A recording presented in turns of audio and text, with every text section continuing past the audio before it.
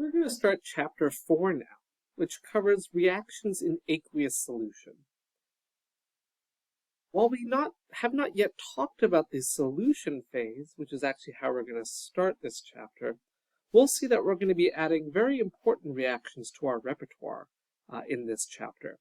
We're going to see that many of the reactions, in fact, that we will do in chemistry happen in solution. It is our most important phase for chemical reactions to take place in for general chemistry. And so we first need to take a look at how solutions work. So when solutions form, they do so by dissolving what's called a solute,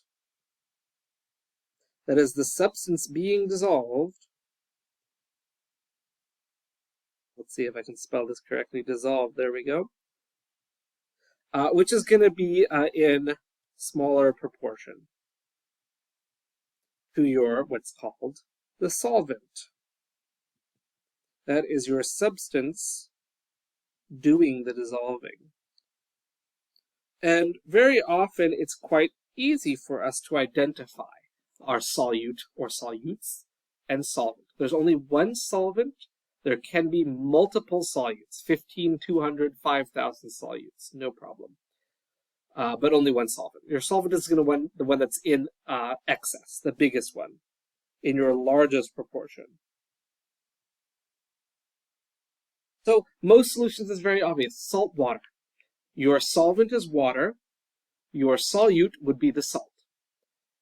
In honey, your solvent is water. Your solute would be glucose, fructose, other various sugars. With something like air, which is a solution, although we're not really going to focus on here, nitrogen gas is your solvent, and all of the other gases, helium, hydrogen, methane, carbon dioxide, oxygen, water, argon, all of those are solutes. So we're looking at just naming things. For us, olive right now will be the solvent of water. These are aqueous solutions. And your solutes are going to be all your things that are being dissolved. And when we think about how this process takes place, although you're going to focus a lot more on this in chapter 13, which is covered in Gen Chem 2, we can look at kind of the process of making a solution is essentially the solvent breaks solute-solute interactions and makes solute-solvent interactions. And we're not going to worry about the strengths of all these things yet because we have not covered intermolecular forces, but suffice it to say something like an ionic compound. Oh, these are terrible. Okay, let's just do it this way. Plus, minus, plus, minus. That might be arranged like so. What happens is your water comes along and it separates these. We have not covered water's polarity yet, but you've probably heard of it before. And what ends up happening is you'll end up taking these ions and you'll surround them with water molecules. And it's going to be favorable to do this. All these water molecules can interact with your ions. And that's a very favorable process. And so that's how solutions form. And we're going to analyze this in kind of just two major ways. When we look at solutes that break apart, we're looking at ionic substances. So it's that ions are being pulled off and surrounded by water. We also have molecular soluble solutes that would not break apart when they're dissolved in water. They stay whole, like sugar or ethanol. We're going to classify these as what are called electrolytes. And electrolytes, as the name suggests, if you have taken biology, you probably know the word lysis, which is the root for to break. And electro means something to do with charge. So in this case, electrolytes are substances that break into charged particles. in solution.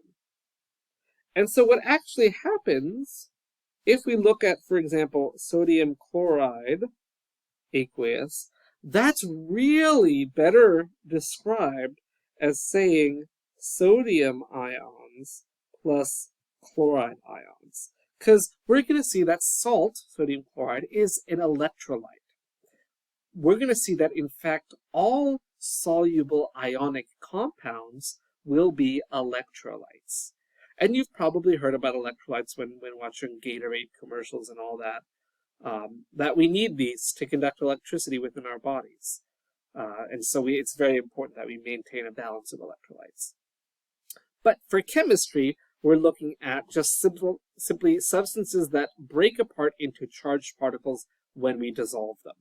And so we're going to see that all soluble ionic compounds are electrolytes.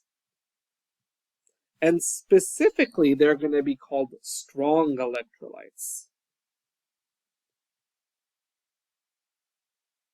And that's not something we're going to necessarily focus on too much here. Strong electrolytes dissolve completely in solution and dissociate completely. So once they do so, once they dissolve, they completely dissociate. If you have salt water, you do not see sodium chloride kind of crystals anywhere if it's a solution. Solutions must be homogeneous mixtures, by the way. So all of the sodium chloride should break apart into sodium ions and chloride ions. And we call these strong electrolytes. They break apart completely. And break completely. So while we might write sodium chloride as aqueous, it really is a solution that contains sodium ions and chloride ions. We do not see sodium chloride together here. However, something like glucose, when we dissolve it, does not break apart into anything. It stays exactly the same. And so we call this a non-electrolyte. Many molecular compounds are non-electrolytes, meaning they can dissolve. We know glucose dissolves in water, but it doesn't break into anything charged. And this is very easy to tell by sticking a conductivity meter in, sticking some electrodes, seeing if your solution conducts electricity. The more electricity it conducts, the more charged particles you have. And so that's something that sometimes is done in lab or through simulations. So these are called non-electrolytes. They will dissolve, but not dissociate. They do not break apart. So we can leave them as aqueous. And so while we're not going to focus on it here, we also have a class of compounds which fall in between these. They're not strong electrolytes, so they don't break apart completely, but they're not non-electrolytes either, because they actually do dissociate, but just a little bit. And those are called weak electrolytes. We're not going to focus on those here. Right now, we're going to focus on strong electrolytes and non-electrolytes. And in fact, this chapter, since it's all about ionic reactions, we're really looking at strong electrolytes only. All right, so in our next video, we'll take a look at some more of these and look at what's actually happening in solution of ionic compounds.